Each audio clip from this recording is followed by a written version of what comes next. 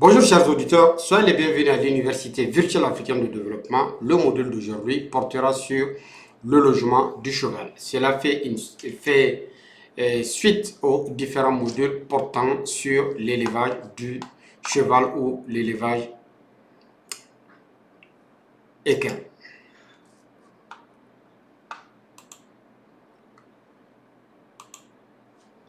Donc il faut dire qu'il y a plusieurs types de logements pour le cheval.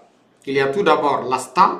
La stalle, c'est un espace réduit où le cheval vit seul à la tâche. C'est ce type de logement qu'on rencontre plus fréquemment au Niger. Mais en dehors de cela, il y a aussi le pré. Le pré, c'est un grand espace en herbe qui est clôturé, si bien que le cheval a assez d'espace pour lui. De plus en plus, on utilise aussi le box. Le box, c'est un espace réduit où le cheval vit seul et il a le plus souvent une dimension de 3 mètres sur 3 mètres. Il y a aussi ce qu'on appelle paddock.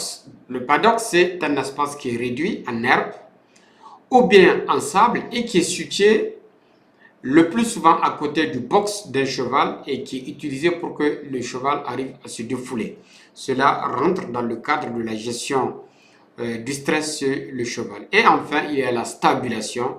La stabulation, c'est un grand espace couvert où un certain nombre de chevaux vivent en liberté. Une bonne clôture de pâture à chevaux doit avant tout être visible. Elle doit être solide et elle doit être suffisamment haute pour que le cheval ne puisse pas sauter.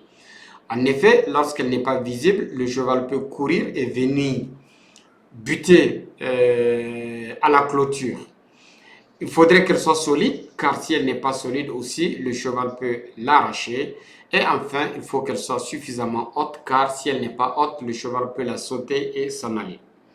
Il faut éviter toute source d'accident au niveau de la clôture, et parmi les accidents les plus fréquemment rencontrés, ce sont des accidents dus à la présence de trous.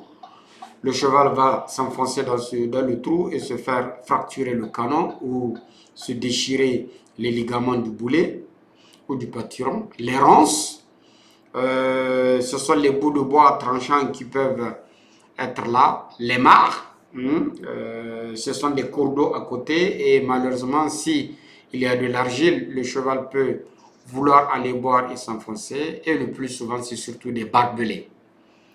Toute pâture doit comporter un abri permettant au cheval de se protéger contre les intempéries.